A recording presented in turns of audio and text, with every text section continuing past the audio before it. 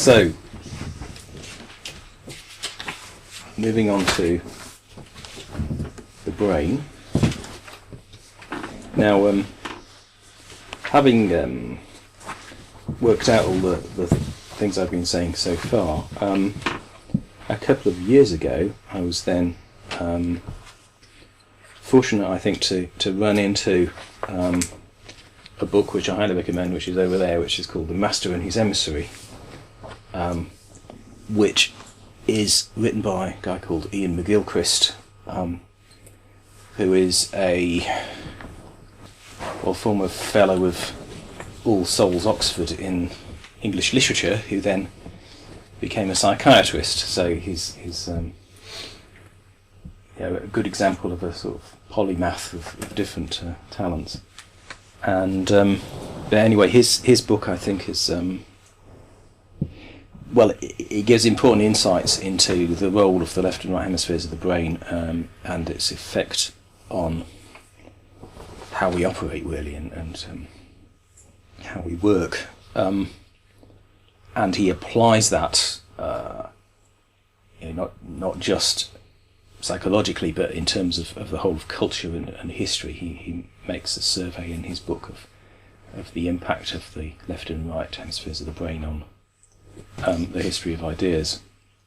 Anyway, so what really struck me about his work was that it provided a further informative perspective on the ego and integration and how that works, and it seemed to provide further really confirmatory evidence of how it works.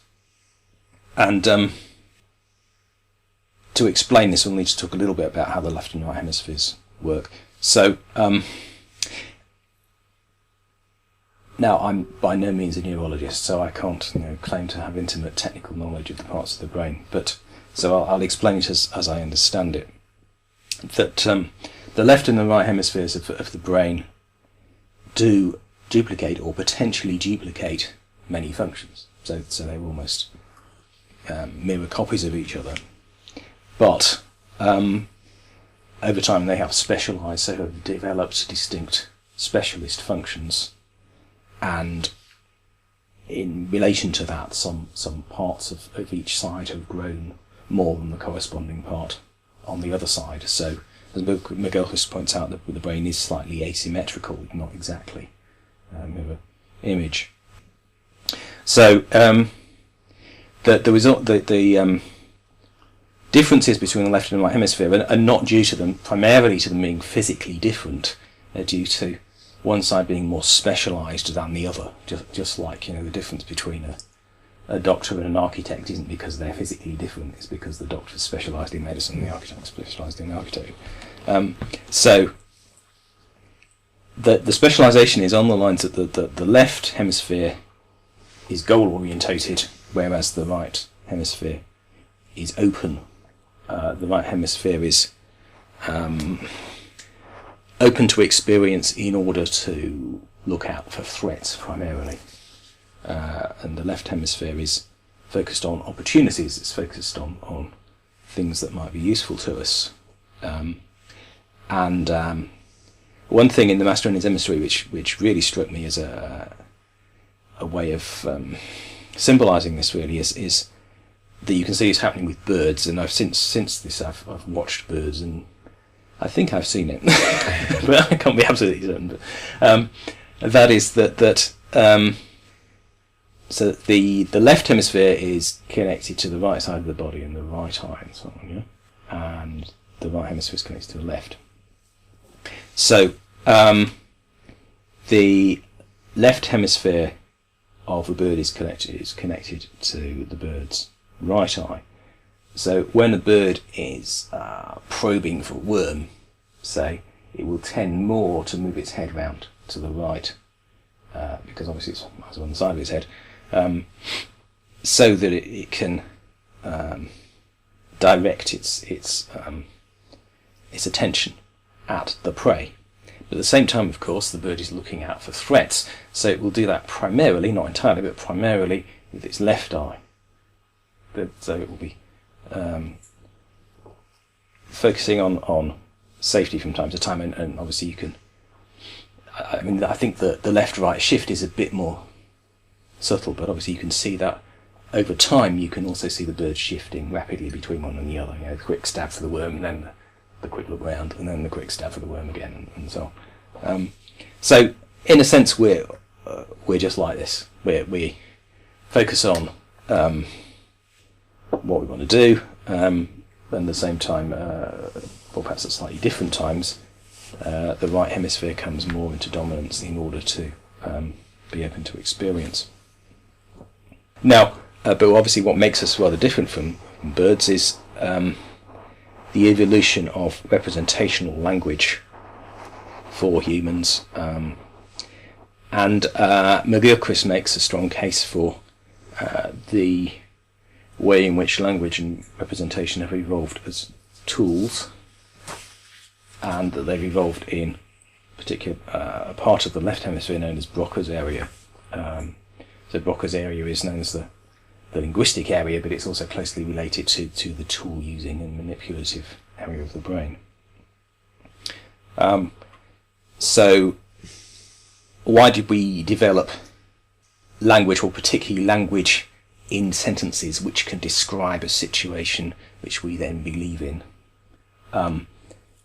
Well, mainly so that we can understand how to gain our purposes in a particular situation. So that description of, for example, where the deer are in the valley, can help you run towards them and shoot at them or whatever, if you think about an early human situation. So by doing that, we were able to, in evolutionary terms, we were able to be much more effective.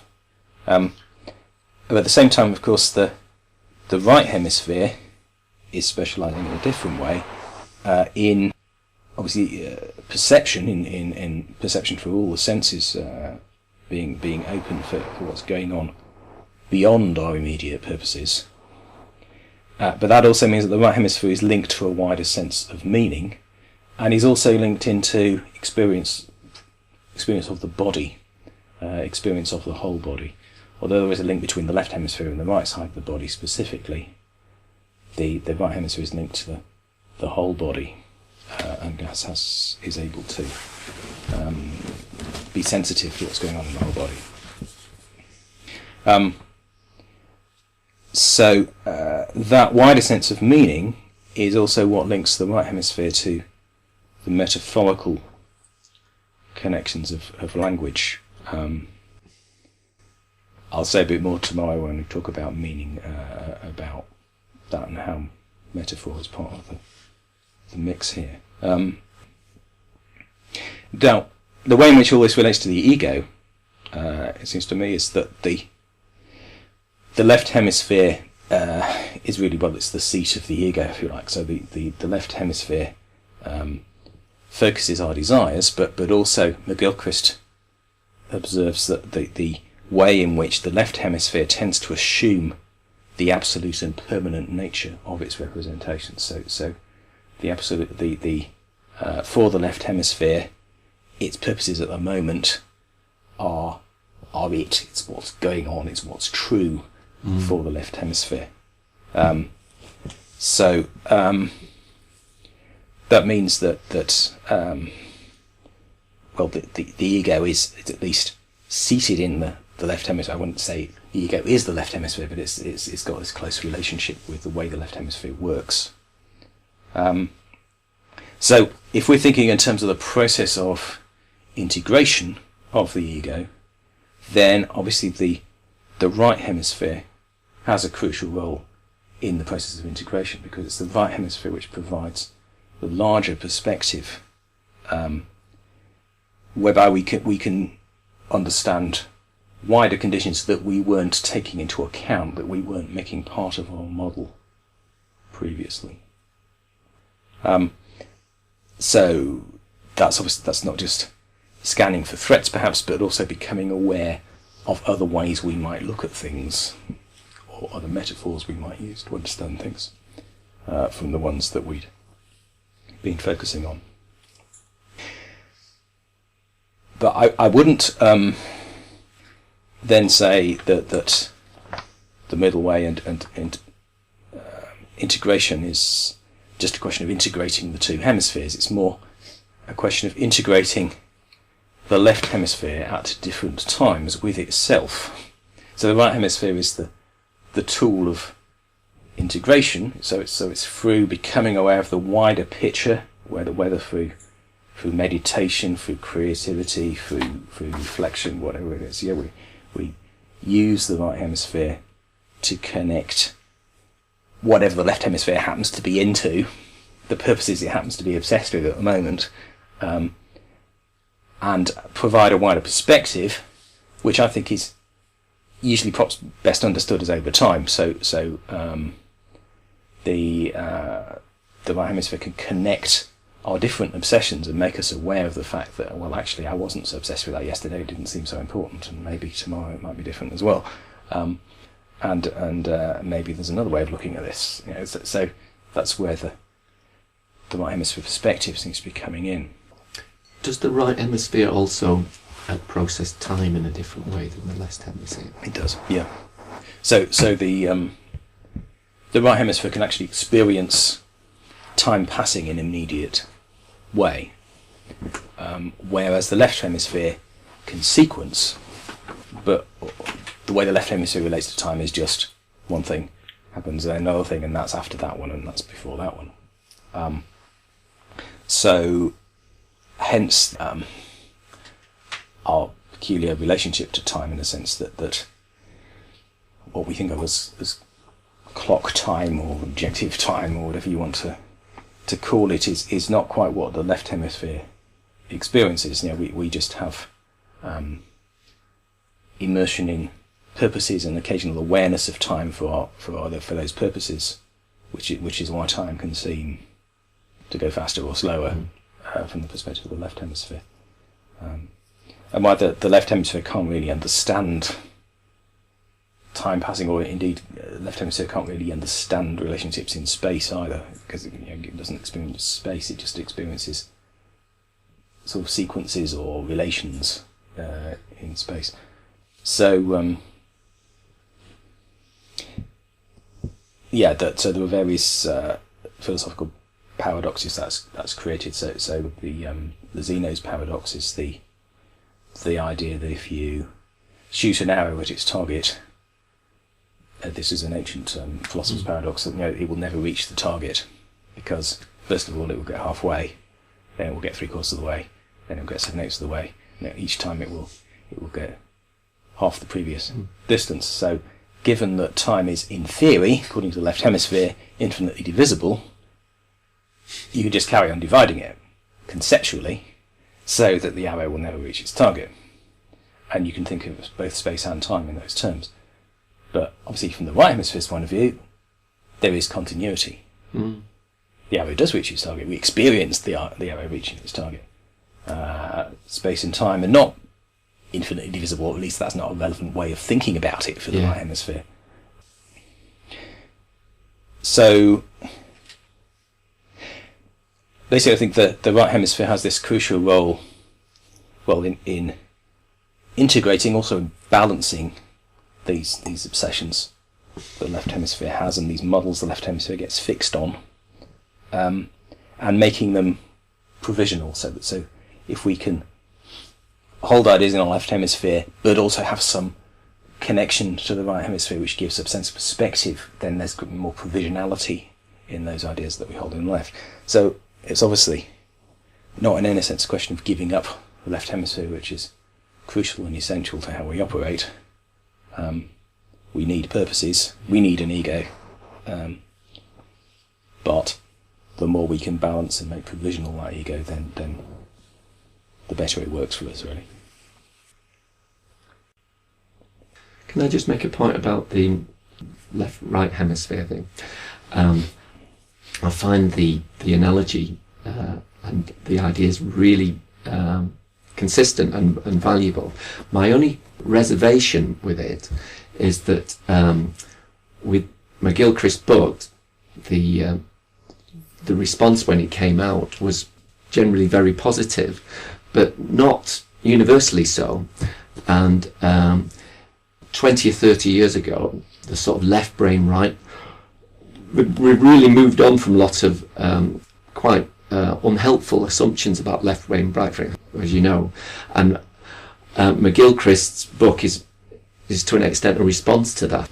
However, there is a perception out in the wider world that left brain, right brain syndrome has been debunked. Yeah. And he seems, at the moment, pretty much a lone voice out there. And I just wonder, because you have really embraced his ideas, and a lot of your material, you mention him a lot, that it might put quite a lot of people off and just make that assumption. Well, I mean, all I can say there is that theories of middle way and integration would stand without left brain, right. Yeah. It just provided, for me, confirmatory alternative way into it, and scientific evidence that could be related to it. But also, McGilchrist makes his case very thoroughly. There's incredible density of footnotes and references in his book. Obviously, I'm in no position to check that out scientifically or neurologically. But having gone to see him and also spoken to him personally, I've no reason not to trust his expertise. But obviously, it's then up to other people to investigate it. But I